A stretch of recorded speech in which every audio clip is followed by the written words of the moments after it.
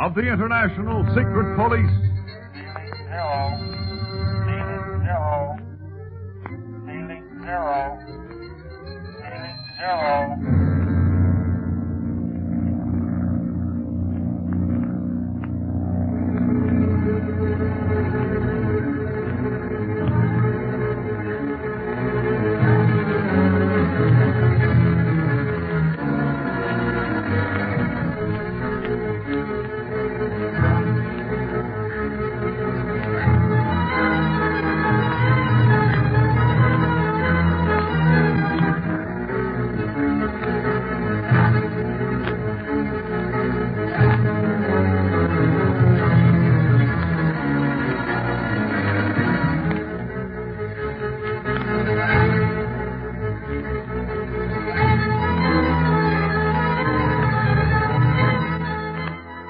Speed and Clint returned to La Chaux-de-Syring's country home with Marcia Winfield and her brother. With them also is Splinters, the renegade aviator, from whom they hope to learn much concerning the octopus. As they are all about to go into the house, however, a shot rings out and Splinters drops to the ground wounded. We find the boys bringing him into the house now. All right, fellas. Now, easy. A little further, huh? All right. Well, Speed, open the door, will you, please? All right.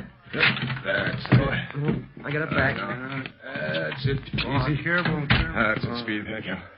All right. Bring him right this way, Mr. Barlow. All right. There is a couch in this room. You can place him on that. Oh, thank you, Darla. Here, help me with him, Speed. It's pretty heavy there. Okay, Clint. Here he goes on the couch. All right. Easy now. There we are. I don't know just how badly he's wounded. Say, Clint, do you want me to go out and see if I can find the guy that sniped him? No, Bonnie. You might get a bullet in your back for your pains.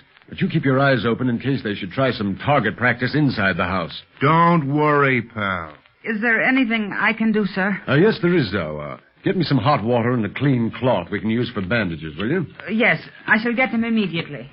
Is he hurt bad, Clint? Well, no, wait a minute. Let's see. Yes, he's got a nasty wound on the side of his head here, but I think they just creased him. Creased? Yes, that sharpshooter wasn't as accurate as he might have been. He meant that bullet to go into Splinter's brain, but instead it just clipped some of his hair off and gave him a deep scalp wound. You mean he's going to live? Sure he's going to live, kid. But he may have a headache for a while. I still don't see how anybody could have shot him without some of the servants noticing the gun. They were all around it. Yes, perhaps a few of Ring's servants are in the pay of the octopus. Do you really think so, Clint? He told us they've been with him for years. Well, that doesn't always make for loyalty, Speed. Oh, well, I may be misjudging them. Perhaps whoever fired that shot was nowhere near the servants. He may have been using a high-powered rifle. Yeah. I'm going to look for that bullet tomorrow as soon as it's daylight. It must be in the wall somewhere. Once I find that, we'll soon know what direction it came from. Is Splinters coming, too? Maybe. See, I wish I had some iodine handy, but our medicine case is still on the plane. Say, mine's here. Oh, it is? Yeah. Well, then hop to it and bring me some iodine, Barney. Splinters has got to stay healthy for all our sakes. You bet. I'll be back in a jiffy. You think he might be hurt worse than you figured, Clint? And I don't believe so, Speed. A wound like this is very painful, but it isn't very serious. That's good. Boy, the octopus didn't waste any time in trying to keep Splinters quiet, did he? I'll say not. Evidently, Splinters can tell us plenty, Speed. Otherwise, the octopus wouldn't have bothered with him. Here is the hot water, Mr. Barlow. Oh, yes, the water, thank you. Just put it right down here. All right. And here are the bandages. Oh, Where here. do you want them? Fine, thank you. Just give me the bandages. All right, sir. Here you go. That's it. Thank you. Well, I think that Splinters will be conscious again by the time I get his wound dressed. Oh, that is excellent.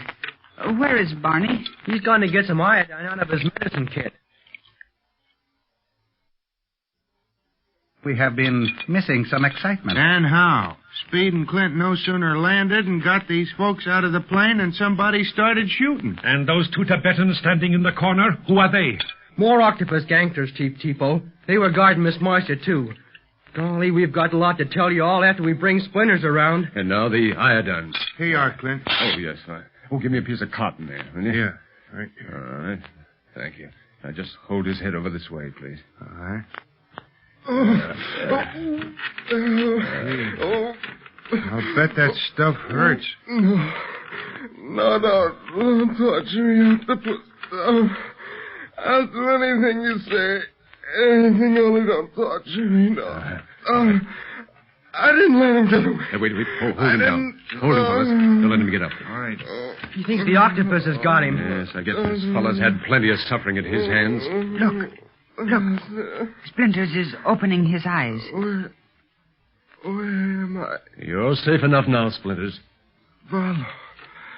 What happened, Barlow? Oh, my head hurts. Well, you were shot, Splinters. Yeah, one of your pals wanted to rub you out, but he missed by about an inch. The octopus. He won't rest until he does kill me. And he won't get much rest, Splinters, because we're not going to let him kill you. I wish you'd station your men around the house, Chief Depot, as a guard against another attack. I did so before we came in, Mr. Barlow. I did not know we would find inside, so I placed a cordon of men around the house. No one can go in or out without being stopped by my men for questioning. Well, good. Now I'll just bandage this wound, Splinters, and you'll be almost as good as new. What about Miss Marcia and Larry? Well, we can't do much about them, Speed, until Dr. Kingsley makes the diagnosis. I want to take them to Nagchuka as soon as possible. They'll be safer there than they are here. You mean that the octopus may try to destroy them here, in my house? Sure, they can talk plenty when they get back to normal. Oh, have you more cots like this one Splinters is on, Mr. Searing? Yes, we have several. Well, will you have them brought in here, please? Yeah. I'll need enough for Miss Winfield and her brother, and for Speed, Barney, and myself. I don't want to let them out of my sight. What about the other two, the octopus gangsters? I'll put them in your charge, Chief Depot, and don't let them try anything. I shall not, do not fear. How do you feel now, Splinters? Oh, a little better. Thanks, kid. Think you can talk? Sure, why not? All right, then.